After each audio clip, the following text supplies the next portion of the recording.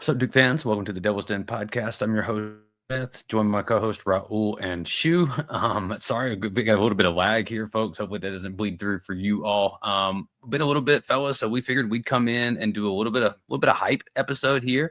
We got Countdown to Craziness coming up this week. Gonna kick off the season here a little bit. Look forward to that. Finally getting a little closure and moving past last year. It took me a while. Finally starting to get there. Got some different topics. Going to make this one a little bit fun. Again, not going to do a full season preview since that's a little bit further out. But wanted to do a little bit for Countdown here, fellas.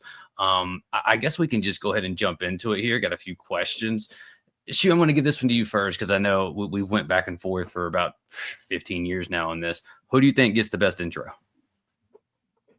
It's and tough you can one. split it. You can do like track, like song, and then you could do kind of like whatever they're going to do, right? Like if Borden was whoever this year's Borden is or whatever, you know. Yeah, I mean, I don't expect anybody to top the Chase Cheater when still think that's like one of my favorite ones. Music wise, look, I loved Caleb last year. I think he came out to first person shooter. You know, that was the big Drake and Cole song at the time. So I'm gonna go with Caleb, like for the music choice. I think he'll have the best music choice. But the surprise one, I want to see what Silent K is gonna come with. I'm kind of intrigued by what he might do. Yeah, that's a good one. Silent K. I don't even know where I would even begin to pick for that either. Raul, what about you? Who do you think has the best intro? Yeah, I like both those picks. Like, I think with Caleb being really kind of the de facto leader of this team, I think he's going to like try to bring something special, like hype up the crowd a little bit. So that's a good pick. I do like the Herminia thing. It's like, there's just something maybe about his personality. I can see him doing something funny. Sar, I think would be another interesting one because he just got that really demonstrative personality. So, you know, and just be interesting to see like what kind of music are they listening to in Italy, you know? Yeah. That is a good one. And I think that would fit. I'm not going to pick a boozer, right? No. Like they're going to come out and wave. Come out. Yeah. You know, nice to meet you. Found it. You know, which I love, but like, it's like Coop, right? He was the same. I don't think he listened to music. So yeah, I'm surprised neither one of y'all took this, but for me, it's got to be Slim. Right, like it's got to be for me, man. Like I'm really interested to see Track if he's going to feature something out of Charlotte or if he's going to go kind of like just more, you know, the Drake or whoever. But I think in terms of just like the vibe when he comes out, I think the crowd's going to give him a huge ovation, which then just amplifies things for you. A sneaky one for me, Big Pat. I'm gonna put Big Pat in as a sneaky little. He's got some moves, got some little, you know. I'm gonna put Big Pat in there. Sophomore Pat, feeling a little comfortable. I can see Big Pat being like he likes to dance. Yeah, I could see him doing it too, man. So, yeah, I wonder if we will get anything like really cool though, like any unicycling or bottle flipping or like just something like I don't know, out there, but. Yeah, with Borden gone, it's like who's going to be the unique talent guy? I know he came up with like the sax or something one year, didn't he? And like he played piano another year. Yeah, that is right. So I mean, sometimes you have just random weird. What was it? Vrankovich that came out to the Game of Thrones theme one year. Oh yeah. Just a little bit off the wall. Yeah, I like the Evans thing. I didn't think about that. I mean, did he come out? Does he play the baby track? I mean, I don't really know what the kids listen to a lot, but he is a Charlotte kid, so you're a 704 kid. Yeah. So yeah, that'd be kind of cool. All right, let's get to the kind of the cool stuff here. So who do you think will be the leading scorer in the scrimmage? And I think this is a little bit kind of a harder one because of the nature of these events and who we've seen. I mean, I'm not going to get too spoiler into the next question here, but who do you got? Like, I think Josh Harrison was a leading scorer one year in this event, right? Like, the guy I'm going to mention next was a leading scorer multiple times in this event. So, who you got? You going just Cam? You going Slim? Or you got something for me? I'll throw Caleb out there. Okay, a lot of faith in Caleb tonight. All right. Yeah. I think, Caleb was, when I went to that open practice, I think I kind of tallied up stuff and he was the leading scorer there. So it would not surprise me at all if he ended up being the leading scorer for this. That was my pick too, but I'll give an honorable mention to Evans. Okay. Okay. Before I choose, let me go back right quick. Caleb at what? What do you think he's going to be at? Like point was? Yeah. Like leading score at like what? Like we're talking like 20, 25 or like 16, 16. 17? 16. Okay. Yeah. Okay. Yeah, it's a pretty short scrimmage these days. It is. Too. Yeah, so. 25 would be cooking. Like, Yeah. I think Okafor had like 25 at CTC. Yeah. He was just destroying everybody. Yeah, I remember I was at that one, and it was like you knew right away that like, yeah, these guys are good. These dudes are good. It wasn't quite the Kyrie experience. Like I remember the first time I went there and saw Kyrie, and maybe it was just because we hung a banner, so we got to see that shoe. I think we went to that one together, maybe. But Kyrie was just different, dude. Like just we could not guard him. Neither could anyone else, but neither could there. All right. So a lot of faith in Caleb. Ooh. Nothing wrong with picking Cam. I mean, I think he's going to be the team's leading scorer. So, yeah, I'm gonna go. Just because I think we have a lot of passers on this team, and I think we have some guys that like could go out and get this that probably won't, like Cam. Let me give a shout out. I'll go under the radar. I'm gonna go Darren Harris. I like that. 5 made threes. I like that. Just comes out and just gets hot, gets on a little heater. Maybe it's 5 of 7 for 3. Well, I mean, people that played in Cameron before too, right? Like when it's your first time in front of, they did the open practice or whatever in front of fans, but this is dress rehearsal, So, maybe some butterflies for some of the new guys. Yeah. Just find your spots, knock down shots. Right. That's what this is probably going to be a little bit. It will be interesting to see how the game is played because I've went to these before and it's been these like 25 to like 17 barn burner, like grind it out, which is not super fun. I'm hoping this one maybe will be a little bit more up and down, but I don't know, man. You never know what you're going to get in terms of who the teams are. Are they breaking them evenly? Is it going to be kind of like starters versus reserves, or what that's going to look like? So well, we've talked about this before on previous podcasts for countdown. Like our Midnight Madness scrimmage isn't like a McDonald's All-American game kind of scrimmage, right? It's not a alley-oop 3-point fest. Like they're playing basketball. It's not pro-am. Yeah, they're not going to try to hurt each other, but they're playing hard. They're playing defense. Somebody's going to dive on the floor, sometimes. So it's going to be real basketball. Yeah, for sure. All right. Well, I tried to avoid mentioning him like just a second ago, but who will get? And I love it. Nice shout out here, Raul. Who will get the Christian Reeves Memorial Award for most unexpected CTC standout? Maybe I just spoiled mine a little bit with Darren, but I think I got another one coming in here. But y'all go ahead. Who you got for me? Who's the underdog story? I like Silent K in that spot. Yeah, that's a great one. With some like nice dimes, hit a 3 or something, maybe get a dunk in transition. I don't know if you guys caught the clip that Duke men's basketball posted the other day, but he threw it's just like a little 8-second clip, but he just threw a nice one-handed dime from the top of the key to the big pat. Yeah. So yeah, that was nice. No look, too, kind of just. And Pat kind of vacuumed it in too. Pat has such good hands, man. I'm excited about him this year, but he wouldn't be my pick for under the radar because I think we've already talked about how he's going to be good. So, I was leaning towards Harris, but you've already picked that. So I'm going to go real deep cut and Sebastian Wilkins. Now I don't think that he's going to play a lot this year overall, but I think I could see if this game is a little bit up and down, he can leak out a little bit, get some dunks in transition. Okay. That was my thinking. That's a good one. That is a good one. It's kind of hard to pick this a little bit since I've already said Darren Harris. And if I don't pick one of y'all's, I mean, if Caden goes off, is that Christian Reeves level? No, right? Like if, it'd be a little surprising, I think, if like he was, just incredible. Just leading scores 6-6 from 3 or something. Something. Yeah. Caleb's just on the sideline sweating if that's happening, right? Yeah. I'll just keep it in the Reeves lane and just give me iffy. Give me iffy. Like I want to go ahead and see. Like we're gonna play 6 post guys this year, right? Like go ahead and give me those. Give me those posts. That would be very much like Reeves in the sense like guy you don't really expect to contribute, but just comes out and just dominates CTC. Yep. from the post. Yeah. And then after the first loss happened, it's like, well, man, if you Mike could have played iffy down there, no shouts to iffy there.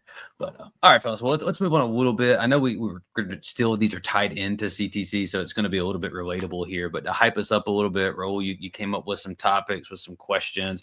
You want to lead us into kind of a little bit of a roundtable, if you will? Yeah, for sure. So I want to give full credit to Dan Favali. He's been on the podcast 3 times, I think. He does the Duke and the NBA thing with us every summer. Hosts one of my favorite podcasts, Hardwood Knocks. So every summer he does like team previews for each individual team, like Atlanta Hawks, Boston Celtics, Chicago Bulls. No matter how like low level the team is, he goes through all of them with a guest on, and he always kind of asks the guests the same set of questions at the end. He calls it like the cookie cutter portion. So I stole some stuff from there. So just wanted to shout him out for that. Obviously this first one I did not steal from there, but we'll just start with kind of the most optimistic question on here. Okay. I want each of you guys to give me your reason or reasons why Duke will win the national championship this year. We're going to start out real optimistic. Okay. I have several, but you want to start, Shu? I'll just throw this off the top. I mean, we got the boozers. To me, it's kind of like when we got Ja and Tyus together, it was like these guys have played together before. They're a potent combo point guard center. You can dump it into this big man. He can score. Your point guard that can run the show.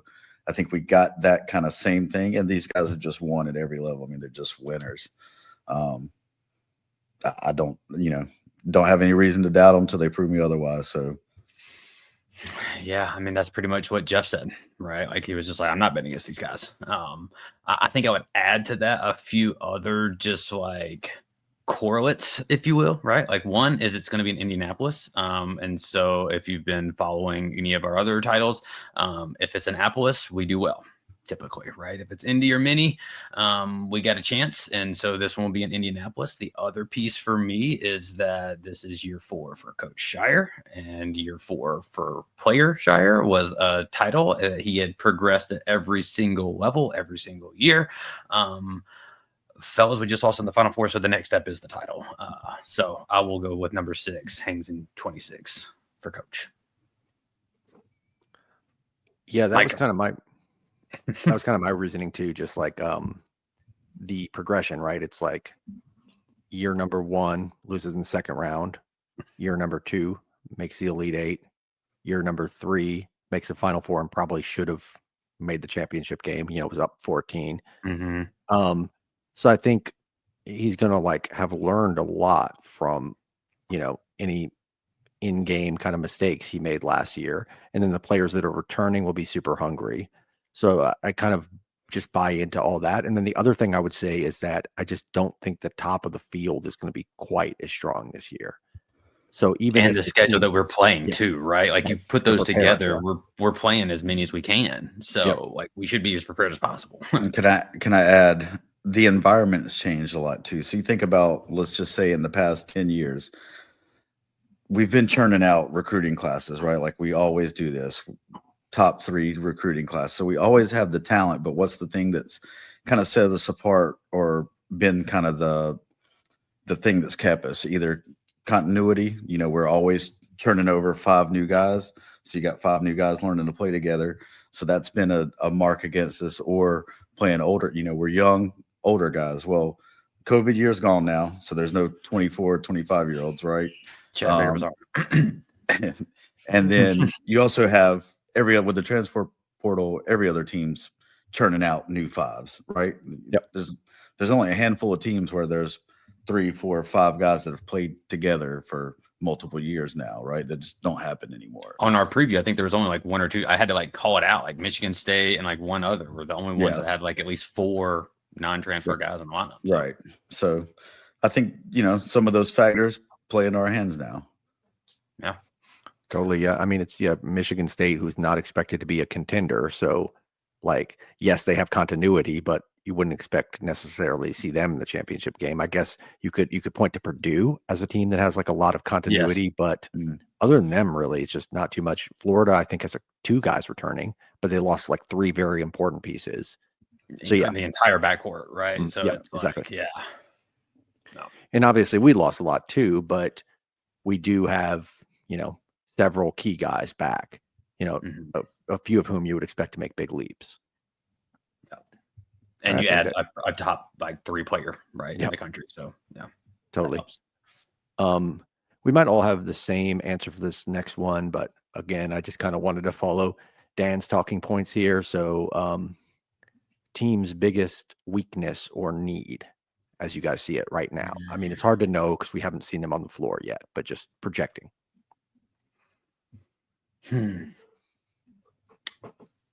Biggest.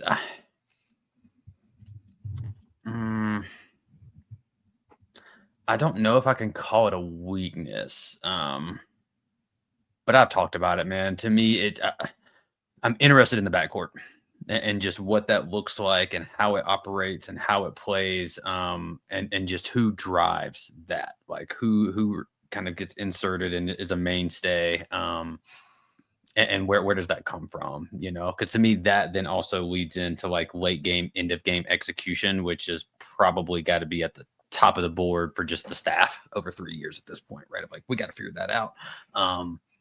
To me, it starts with having a guard that can help you figure it out. And so who is that? Is that Caleb? Is it Caden? Is it a combination? I think just that the point guard play for me is just the biggest question mark. I don't know if you want to call it a weakness or need, but I'll go with that one. So you got something different, or? I'll go with something different. I mean, obviously, I think that's the question mark for coming in is, can the backcourt be comparable to the front court? Because I think the front court's going to produce pretty much night in, night out. But coming off a year where we had a historic offense, but not a really shabby defense, new guys, we don't really have that monster shot blocker lurking. Big Pat, can sweat away some shots, but I don't think that's what is really known for, nor Cam Boozer. So what can our defense do, this collective unit? Like SAR should improve our defense on the wing. I think Wilkins will be, valuable in that kind of why am I spacing on our guy from Purdue, the transfer from Purdue, Mason Gillis. Yeah, kind of Mason Gillis role. So, Foster and Evans being maybe at the 1-2 or Caden there, can these guys really step up and keep guards from breaking down and getting to our paint and kind of dicing us up? That's guards win championships, man. Right? Like, yeah. that's what we've said we've seen it forever. I mean, guards win in March and April, and so I'm not saying they can't. I'm not even saying they're bad. It's just can Caleb be a point guard? And if he is, what does that look like? Like, he doesn't have to be like Tyus point guard. Can he be a John Shire type point guard? Can he be like that Derek White type point guard? Can he be in that mold? And if not, then what does that do? Because if you insert Caden, it's not like if you slide Caleb down, does the SAR go off? Like, does Caleb go off? Like, what does that look like? That's kind of where I'm at. And to Shu's point, it's like, let's say Caden does have to play because he's the better decision maker, but Caleb's good at, Cam. Yeah, exactly. And let's say, and they're going to have great chemistry, obviously. But let's say Caleb is still good enough to play. Well, Evans has got to play, right? So then you're talking Caden, Caleb, Evans, Cam, and Gongba, and I wouldn't classify any of those guys as like elite defenders, right? Like, I don't. We'll see what Caden looks like. I don't have a really great gauge on how great of a defender he's going to be, but none of those guys, like, I don't think they're going to be liabilities. But you wouldn't look at any of them and be like, that's going to be a lockdown guy, right? So the question is, can you get like plenty of minutes for the guys who will be lockdown guys, like presumably SAR or Wilkins or just whoever, like. But yeah, it's just not as much defensive talent overall. The other thing I would add is, like, I think we will have enough 3-point shooting, but I just don't know if it's going to be like last year. Last year, there was like 6 really good spot up guys. And I just think, with the guys that you lost, it's going to be a little hard to get that much kind of like movement and spot up shooting. Just think about the loss of Tyrese and Khan, just to start with, right? That's 2 guys who are like coming off screens constantly, and how much that unlocked the offense, just having those guys to kick out to. Evans will obviously be that, but you would expect Evans to focus a little bit more on some other stuff as well, right? Like Evans was taking 12 threes per 40 minutes. I would expect that to drop off a little bit as he attacks the rim a little bit more and tries to create for others and hopefully diversifies his offense. So it's like, where does that, shooting, where do we make that up? Yeah. Yeah. And it's, I think, well, I'll save this for later on. I don't want to spoil it. Well, I'll save it. Go ahead. Yeah, so we're moving on to the next one, I guess. Yeah, because it's gonna bleed right into that. So yeah, okay. Okay. So yeah, I just wanted to get you guys' take on like the top 8. When Dan does this on his podcast for the NBA, he obviously does top 10, but that's an NBA rotation for 48 minutes. I thought 8 was kind of the equivalent. That's like a reasonably deep team. I do think we'll probably end up playing 9 or 10 guys overall, but there's going to be a top 8. So right. I think you can kind of take this any way you want. I don't know if you guys want to name the starters and then like 3 bench guys or like the closing lineup, however you want to do it. I mean, right now I would go Foster, Evans, probably Foster, Evans, Sarr, Boozer, Pat. And I don't have any intel on anything. I haven't seen the practices, but that's just what I'm assuming. Caden coming in, obviously, Malik, and then Silent K as your 8-man. So that would put like what, Wilkins and Harris around the 9 and 10. Yeah. Mm-hmm. I think it's gonna be hard. I think it's gonna be hard to keep Harris from at least playing some. Hey, we need a couple, it's before a timeout. We might need to get this guy in here and get 2 or 3 shots, but before the TV timeout's coming up or something like that. Well, because what I just mentioned about the shooting, right? Like he's your potential movement shooter replacement. Yeah. If Evans is in the starting lineup, he can kind of fill in for that Evans role. Maybe not the volume, but Yeah. Josh? Yeah, I see it pretty similar. I think the only thing that I would change is I would swap Nick and Darren. And I think Darren's going to be a little. Well, I think that they're right both there. Yeah, if you want to put one at 8 and the other one at 9, and they have to kind of like just war it out to see maybe who carves or which one like fits the main lineup better or whatever, then sure. And then I think between I have Wilkins as the last. I think those 9 though. I think we're going to play the top 7 that you mentioned a ton. And then I think that 8th one, Harris, Haminia, or even Wilkins will really that out, and they'll have to battle for that. And I know John has said that we'll play 10. I think we're going to play 8, like pretty heavy. I think we're going to play 7 really heavy, and then those other, 2.5, 3 will get what we need that night. But I don't think this is going to be a super deep team, man. I know a lot of people do, and I maybe it is. I don't know that I could see 7 playing like really heavy type stop minutes, right? Like 7 guys playing 20 minutes a game. I can see that. Yeah, totally. I would tend to lean to Harris, like having the slight edge on Haminia to start the year, just because of the experience and just because of, again, like I said, the movement shooting. I definitely agree with you that Wilkins would be the 10th guy. I can see as Haminia progresses, he just pushes somebody out. That's totally possible. His combination maybe of size, passing, and shooting could be something that like maybe even Sarr can't give you, to be honest. Like, if you told me that like he replaced Sarr at some point in the starting lineup, it wouldn't shock me. And then obviously I'm defaulting to Caleb starting to start the year, but again, we've had this discussion. Like if Caden eventually was a starter, that wouldn't be surprising either. So there's I think there's more moving pieces than usual, even probably. Like I think we've talked about it, and really, who are the locks? It's like Evan and Cam, right? Evans and Cam, sorry.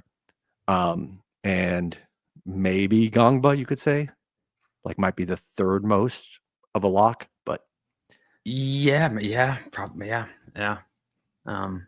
It's hard to say, man. I feel really comfortable with those 2, and then after that, it I don't know.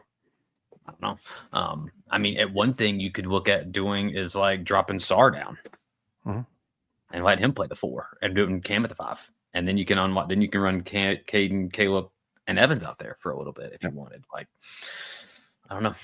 Somebody's going to get injured, miss some games, and then we'll have some funky stuff happen. So we'll see, I guess. Wait, where did you guys have Malik in? Was he the 6th man? Is that what you said? Yeah, I had him coming off with him and Caden, kind of like Caden Malik, just like coming off the bench as a pair, basically. Yeah. Because there's no way that if Malik is healthy, fingers crossed, that he's not playing 20 minutes. Yeah, I think the front court's going to be between Malik and Big Pat and Cam, right? They're just going to kind of. And Malik just seems to fit better as that, like, John's even said he's kind of my changeup or my off speed, or I can bring him in and just completely change what we're seeing or what we're doing. I don't think it makes sense for me at least, it doesn't make sense to start Malik. Like, I would rather just have him come off the bench and burst, especially, given his, kind of injury history and all that. And I just feel like being able to, like you said, being able to throw him at an offensive player who's going off, like what we did last year with Janai Broom, right? Like he just comes in and shuts him down. I think that'll be extremely useful, but it's better off the bench. Yeah. Because then you can do it when you need to. And yeah. Well, that kind of ties into the next thing. And maybe Malik will make it your way into one of your lineups here, but like any weird lineup you'd like to see, whether it's like super small ball or huge or whatever. This is a fun one. I like this one. Yeah, I mean, I'd go like big lineup, like do maybe Pat, Cam, and Malik with Evans and Caden. All right, so that's pretty huge for sure. Yeah, that is massive. Very different than what mine's going to be. I would. Okay, so this is going to be a little wonky, maybe, but I kind of like something like Caden, Darren, Evans, Herminia, Cam. That's mine. All right. That's okay. Caden, Darren, Slam, Herminia, Cam. And the reason I like that is like that's like my 2K lineup, right? So if I play 2K, I want like a point guard who I can just run high ball screens and shooters to just like splash out to. And then for me, if I have like Caden and Cam doing a high ball screen up top, I got Herminia as a secondary outlet passer, and then you got Harris and Slim just crisscrossing, running X's, going nightmare out there. Be fun to see. So I'll run with that. Yeah, I am interested in like Cam at the 5 lineups. Like I want it's going to be interesting like how much we'll actually see that is like is Pat just going to be too good to like not play, and so we're only going to see like maybe 5 minutes a game of Cam at the 5 because that could really unlock our offense in theory in certain situations. I think I'm going to do something similar, but I'm trying to like figure out a way to get like all the kind of like 2, 3, 4 kind of wing guys in there. I was wondering, like, you need a point guard to run. At the one. Let him do it. Let him do it. Yeah. Let him do it, man. Yeah, I like that because I was like, I want to get as many as possible, but we need a point guard. So he's the closest you'll get on the wing to a point guard. So maybe you could go like Herminia, Evans, Sar, Wilkins, Cam, or something like that. Yeah, or Wilkins, Malik, and just like go crazy, go nuts, dude. Yeah, switch everything. Score like 0.4 PPP, but have like a crazy like turnover force rate, like a 97%. Yeah, just 94 feet of hell, pure hell. Just and then it's just gold wires on the other end. It's just, just going nuts. Yeah, I guess you could even kind of put Harris in there, maybe a little bit. Just like Foster, I don't know if you really wanted to, but like I mean, I like the one better though. Yeah. Well, and like I said earlier, like you don't want to toss injuries out there, but like Malik and Pat have both missed some time. So if that happens, I don't think Wilkins comes in. And I think Cam slides down, Sar goes to the 4, Caden comes right in, and then you just play that way personally. But hopefully that doesn't happen for injury reasons. But I would think Sar would be the most likely of any of those wings I mentioned to be able to play the 4. I think he just looks a little bit more physical than Herminia, certainly more than Evans. Evans isn't playing the 4, so and Harris is only like 6'5", so Yeah. that would be a solution, I would think. All right, so who's your big X factor for this year? Now, could it be a player, or actually it could just be a conceptual thing? Like it could be anything really. But let's maybe just to make it easier, we could do player.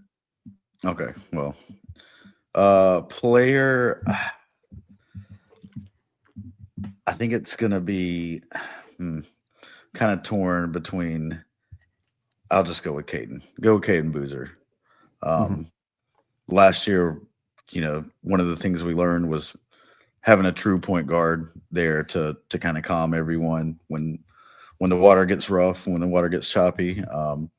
I think if he's able to kind of come in and be that common presence, and then obviously just be the setup guy he's been his career so far, that's going to push us over the top.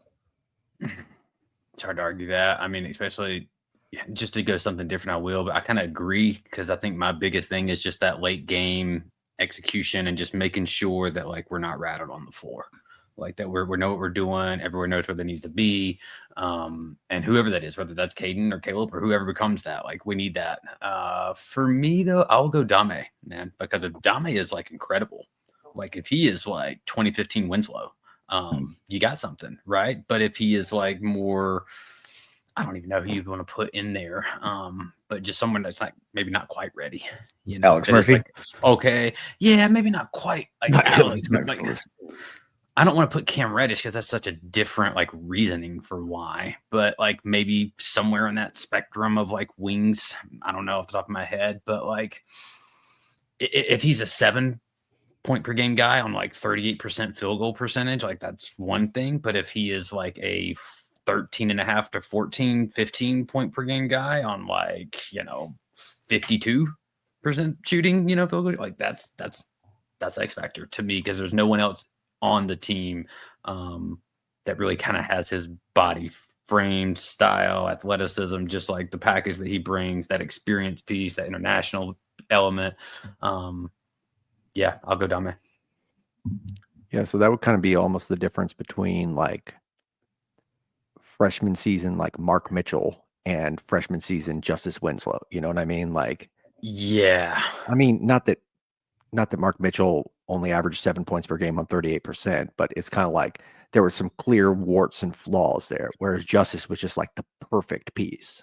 yes, yeah, and he had his kind of like outlier season that year, sure, but like if we get that, totally. that completely changes the scope of things, right? Because then you have that like Evans, Dame, Cam, doom pecking order that you can kind of bank on. But yeah, we'll see. I'm torn between a couple guys, but I'm going to save one for a later thing. So, for our last question here. So, I think I'm going to go with Caleb Foster, because if he actually does take a jump, I think that alleviates a lot of offensive pressure from some of the other guys. We've always talked about, like, in theory, he's the guy who can, from the guard position, put pressure on the rim. I wouldn't expect a lot of that out of Evans, right? That's just not really his game. I think he's going to add a little bit, but if Evans is getting more than like 2 or 3 drives per game, I'd be shocked. I still think a lot of his offense is going to come from 3-point shooting. Maybe he adds a little mid-range shooting and some other stuff, but you wouldn't expect him to suddenly be a guy who's getting like, 5 drives to the rim and getting fouled a ton.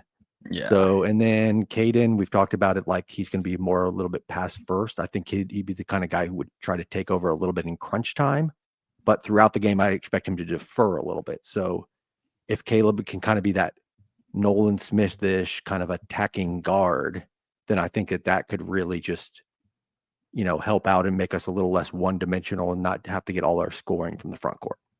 Nice. I like that. High on Caleb tonight. Yeah, I mean, you gotta start with some optimism. This is the hype episode. Story. Yeah, that's it. Yeah, I hope it works too. I hope that's how it is. I mean, it would just be such an awesome story if he, he had the story is there, kind of, that curve, right? Like, how much did we love watching Tyrese last year, and how great was that to just see like Shire talk about him at the end of the year? Yeah, and you get the sense that he feels the same way about Caleb, and he just really wants him to succeed. Yeah, I just felt like he really simplified it for Tyrese, Yeah, whereas for exactly. Caleb this year, it's like a bigger role, whereas Yep. Tyrese got a lesser, maybe you would call it lesser role. I don't know, lesser responsibility. More streamlined role. Yeah, Not lesser, yeah, but just more move off compacted screens. or Yeah, exactly. something. Yeah, Yeah. yeah, simplified or something. Yeah.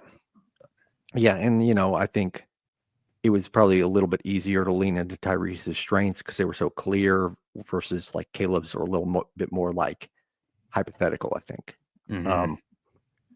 All right. If you guys have something for this, one of you can go ahead, but if not, I can stall for you and give my own answer if you need to come up with something. So, one crazy prediction for this year, whatever it is, it could be like literally anything. Whether it's beating UNC by 50 or like some player doing something crazy, whatever it is. Mm.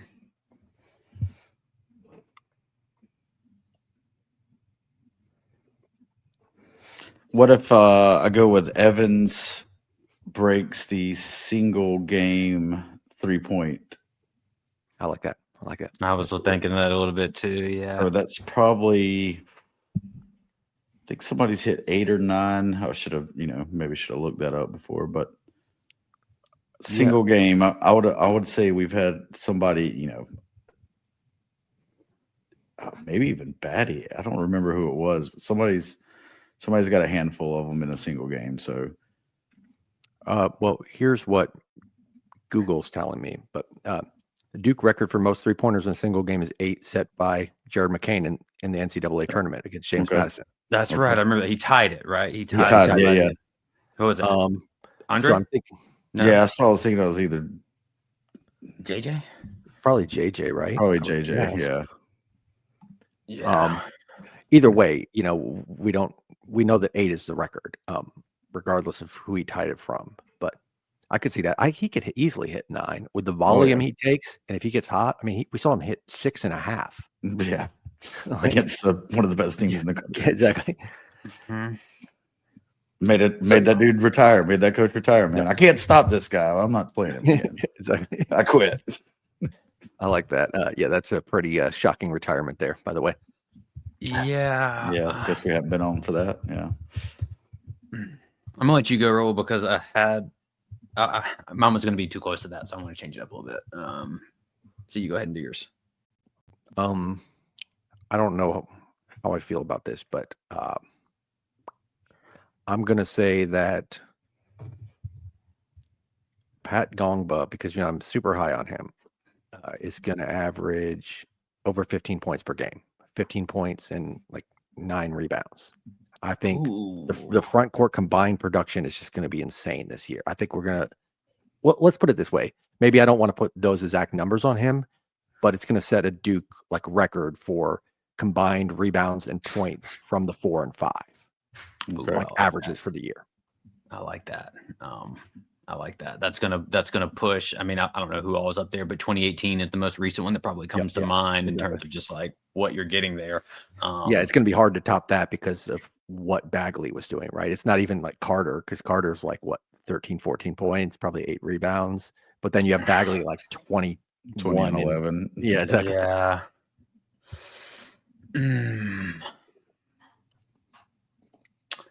I'm gonna do. What do I want to do here? I was gonna go and say it's Cam, but I think it's more off the wall. Well, I will go with Big Pat has Duke's next triple-double. Oh, how is he getting to that? Is it passing? I'm going passing, because I think some of those slips and cuts and just I mean the blocks that'd be insane. But I'll go Big Pat with the next trip dub. Yeah. Did Sheldon have 10 blocks for his triple double? Mm-hmm. Damn, that's crazy. That's crazy. Yeah, insane, dude. So at 6'8", basically, doing that was ridiculous. Coop has the freshman single game scoring with the Notre Dame game. What was that? 41 or 42? 41 or 42, right? Yeah, I think it was 42. Is that safe this year? Cam gonna get 20 dunks in a game? He could do it. I think I think to let you know what I was going to do when you took Evans, I was going to say Slim breaks Ferry's record. That's the off the wall. I mean, Slim for the 60 piece, bro. That would be what's That would be 54? insane, dude. 54 points is the single game record. I mean, if Illinois wants to, meet us in the Garden, maybe it can happen. we like If you lead lighten him it in and run it up, leave no doubt. Yeah, the problem is that in a hypothetical game where something like that could happen, where the defense is bad enough, we probably get up too much, right? and then That take was them what was off. unique about that Duke Miami game. If you go back and watch those highlights, Miami was kind of hanging with us despite Ferry just hitting every shot he took, right? So those are kind of special circumstances. Like I was thinking that even about like Cam Boozer, right? Like I could totally see him putting up 45 against some bad team early in the season, but the problem is he only probably plays 20 minutes because we're up, 40 points. Yeah. So yeah. I got Even Notre another Dame one. for Coops, like Notre Dame stayed with us for Coop to get that. Exactly. So. So I got an extra one for you guys just off the top of my head. So last year, Khan surprisingly caught a body. I remember the game. Was that one of those early Arizona ones? State, wasn't it? Was it Arizona Arizona? State? Yeah. I think it was insult to injury there for them boys. So I'm gonna put an over and under on bodies that Evans catches at 1.5. You guys think he dunks on two people, like contact to like chest to chest, almost? Oh, like, I'm going way over, bro. You're going way over. You think he's You attacking see like some that? of those layups where he was just going up. yeah. I mean, he's going for it, bro. He's going to go. I mean, I think he's not scared to try. Okay, and he cuts good enough, and we have so many of those big passers, dude. He just takes one to meet me there. He's going to try it. He's going to try it. Okay. Yeah, he's got that kind of like John Morant kind of wants to show off kind of fearlessness. I'm going to try to attack this guy even if the result is not going to be good, right? Because if it is, like the way it hypes up the crowd. Yep. So yeah, I would say over for that as well. Okay. What do you think about, will he or Star have more like epic dunks? Because there's been a lot of footage of Sar dunks so far. Yeah, I feel like Sar's, from what I hear from John, like Sar, if we're getting out, you got a rebounder like Boozer that just eats up everything and outlet passing, like Sar is going to be deadly in transition. It doesn't look like it takes him a lot to just kind of weasel his way in there and punch one. So yeah, I think Sar is definitely going to have more transition dunks, I would say. Yeah, because I feel like Evans is going to pull up for more JJ mold, pull up for open threes. Right. Yeah. I'd like to, I know we've been hyping him up, man, but I'd like to see Caleb catch one because he just looks jacked, dude. Like he looks like almost like Andre Iguodala out there. Like, I mean, if he caught one, dude, it'd be like Desmond Bain just flying through the lane, just crush the rim, man. Vince Carter, hang in there, just go for it. That'd be cool just to see him just break out of it and just, Yeah, I think he just needs to, he needs that like one game that'll just get him out of his head a little bit.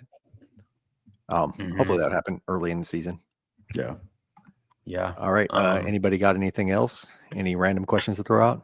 And now, I mean, I was kind of thinking about something like that you had said about, is there like a con on this team, like a guy that like comes in steady, like pre-summer con, like that and then just ends up being the number 3 pick basically, and just like whatever, it ends up being awesome.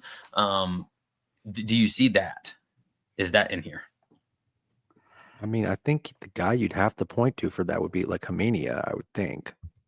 Like to me, he has the biggest like floor to ceiling kind of swing for me. I just don't know if he's going to have enough time to shine to get to that con level, right? Right. Like I just don't see, and maybe I'm wrong. Maybe he beats out a lot of these guys, but I just don't see him playing, those con type 25 minutes a game. 10, 15, 17, 18 minutes, maybe. Yeah. For sure. But I mean, you never know, because it's like Evans was coming in last year as like the more highly rated prospect than Khan, and Khan ends up beating him out. So even though Sar has maybe a little bit more hype, there's a possibility that just Hamania just shoots better, right? Yeah. And like the defense isn't enough to outweigh it. Sure. Yeah. I think for me, it's the guy's probably Caden. of like a guy that comes in kind of ranked a little bit lower. Everyone's pegging him as a multi-year guy. I mean, he could come in and take this thing by Christmas and just be awesome, and that would kind of be that, right? I mean, maybe It he's wouldn't like be a one and shocking. I done, mean, like, you know, I lottery mean, I pick. wouldn't be shocked if he's one and done. I mean, I mean, look at who Duke is recruiting in the next class, right? And how that's changed recently. I wonder if that does say anything about how they feel about Caden, right? Like the fact that you're hearing about Rippy and Gooseby and all these guys, it was just Jordan Smith, right? Yeah. And now you're hearing like, oh, they're kind of looking at these combo guards who could maybe run a little bit of point. So, you know, Yeah. I wouldn't bank too much as a Duke fan on like Caden staying multiple years. As nice as it would be to have like a really good point guard for multiple years for once. But yeah, it would not be smart to do that, and the coaches are smart, and so you got to play the game, you got to play the field either way here. But when you get a guy like that, like if he pops, that's going to be attractive, you know, just same way Tyus was, man. Like it's not like it's not sexy at that level, but it's going to be attractive, right? Of like you bring this guy in, and I think Tyus has been exactly what the NBA thought he was going to be, and has excelled like tremendously at being maybe the best like second unit runner in the league. Right? Like, I mean, he's up there, and he's led the assist to turnover. Like Caden could get there with that. And I think there's going to be a lot of pull when you come in with your brother, and he's going to go like top 3, top 5, right? To not get left, so to speak. That'd be hard, probably, you know? So I think if he's getting any sort of looks, probably go, right? Sure. Did you see the interview with them? I guess it was probably just, you know, a Duke Blue Planet thing. It was posted like today, I think. And they were talking like, yeah, we hadn't even talked about playing in college together. And then we just both realized we wanted to play for Duke. And I'm like, bullshit. There's no way that's true. You were being recruited by the exact same school. We haven't talked about it because we're like telekinetic, maybe because we can just read each other's minds, and so we just knew that, like, you know, whatever. That was funny to me, but yeah, I mean, I guess in theory you could see Caden having like more of the Trey Jones, you know, trajectory, right? Like, let's say he only shoots like 30% from 3 as a freshman, then maybe he does have to stay a second year. But even Trey, like, look at him now, like. Since he was good in San Antonio and he got traded to the Bulls, and since he got traded to the Bulls, he's been amazing. Like, I don't know if you saw his stats with the Bulls. Like, he was shooting like 50% from 3 and like 55% of mid-range shots. Like, I was still kind of like, I wanted him to see him stick in San Antonio with Wemby, and if you can attach yourself to Wemby, then like you're to get a 10-year, 15-year career here. But you don't like attaching yourself to Kobe White as much. And White's good. I do like White. But yeah, just the Chicago ownership is just absolutely terrible. So there's that too. But yeah, man, I mean, you know, if Caden is going to be the guy that's going to like be our closer, like we've talked about that, we've talked about needing that. I'm not going to say Tyus level, but if he, or even Trey level, but like if he is in that type of mold, and this kid comes in and has like 2 or 3 game-winning assists and a 1 or 2 go-ahead buckets late to put you up, like anything similar to that, man, you got to go, right? Like you got, and especially if you win, man, that's and you win the title, right? You win that, and so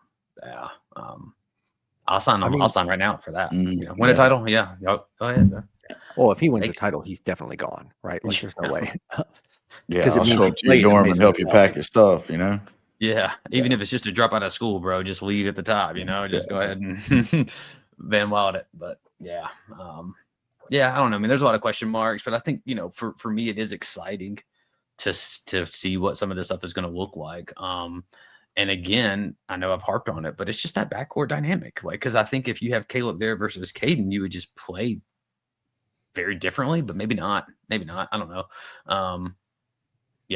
So we'll see. But any of y'all going to CTC? Unfortunately, I kind of stopped going a couple years ago, really. But catch the scrimmage. No, unless I hear from Adam Rowe. Get a little press pass. A little hint. Wink, wink. You know, Adam, if you're tired of covering that one, Raul will cover that one. Yeah. I know. Hopefully, hear something for that Texas game, man. That'd be cool. Hit that one up to. But yeah, I mean, I'm planning on the game here in Charlotte, whether however I go, whether it be press or probably rather go as a fan, to be honest with you. This first game of the season, just go out there and yeah, hyped. that is true. That is true. At least the press saves you from embarrassment though too, or getting too mad if you lose. Right, you just have to get up and have to just stolidly walk back to your vehicle. Yeah. Then you're you're like, not sitting there arms, distraught. like you got your arms literally duct taped to the seat because you're like, I can't move because I can't show any emotion here. I know I can't react at all. Yeah, it's tough sometimes, man. Well, and the press row at Spectrum isn't Cameron. You're not. Yeah, you're not sitting. right. You're actually sitting behind. When Right. I was there for the AC, I was behind the bench, so I'm constantly looking over Malik and Big Pat to see what's going on. Yeah. Right. Yeah, that's one for sure I've got circled just because, I mean, I don't know, I'd have to look, but I would imagine we might see some con there too, right? See some guys around if they're in town or whatever. So that would be cool as well. But all right, fellas. Well, anything else y'all got for kind of just a little hype, little CTC kind of look ahead stuff here? No, man, just like it's pretty crazy that it's happening on October the 3rd this year. Yeah, like I know, man. I know. I just kind of had it in my mind that it was going to be like the 15th or something. Yeah, I feel like that has been kind of closer to normally that mid-October. Mid-October. And then you get Halloween, and that's when the exhibition games start up. So, hey, but yeah, I'm glad to have something. Yeah. I'm ready for it. It's obviously, the way last year ended, we just ready to, turn the page and get going ready again. To have my heart broken again. That's right. Yeah. Start the cycle over. Yeah. Ready to do it. Yeah, I know, man. Every year, but hey, this is the year, right? 26 is exactly. is going to 26, so that's just gonna happen. Well, we've said it a million times. You can't be a fan and just ride the highs, right? You got to experience the lows. That's part of, part of the territory. Yeah. I mean, that's if you really want to enjoy the highs. Right. You gotta kind of sit in the mud with us for a little bit in the summer. But yeah. All right, fellas. Well, we'll get out of here. We'll come back after CTC, do a little reaction to that, probably more of an overreaction. Run through some lineups, see what we got, and then kind of get ready to ramp up here. Get some guests back on. I know our summer schedule has been a little sporadic here, fellas. We've been kind of traveling a little bit the last week or two, but if y'all haven't, highly recommend you go check out some of the ones that we did drop over the summer. Coach Shire is among those. Jeff Goodman's in there. Jamie Lucky's in there. Brian Geisinger's in there. A lot of content for you if you're ready to kind of ramp up here, if you've been in baseball mode or football mode or whatever as we head into October. But as always, we appreciate you all. I did want to give a shout out. I don't know if I did on that pod. Shoot, the listener that set us up with Jamie Lucky that had emailed you. Did we give Stephanie? Did we shout Stephanie last time? Stephanie set us up with like the whole outline for everything. Like, basically Stephanie Rich set us up. We gave her a shout out. I think I shouted out my guy, Scotty Schloter, who was able to hook me up with Jamie Lucky, one of my guys out here at the golf club. So shout out to him for coming through again. We thought we were going to talk to a ref. I didn't know we were going to get Jamie Lucky, but we got lucky. One of the coolest podcasts we've done. I know that's a couple ones ago, but yeah, it's one of the coolest ones we've done. No, for sure. Yeah. Tried to rip some Daft Punk in there, but copyright infringements and all that stuff. So anyway, Stephanie, shouts to you, shouts to all y'all. We appreciate you. Rate, review, subscribe if you will. You can email us TheDevilsDen.pod@gmail.com like Stephanie did. You can find us on X/Twitter at DevilsDenPod247 or over at the boards, TheDevilsDen.com for any recruiting updates, lineup updates, any of that good stuff as well. And keep the faces strong and the verb high. Go do.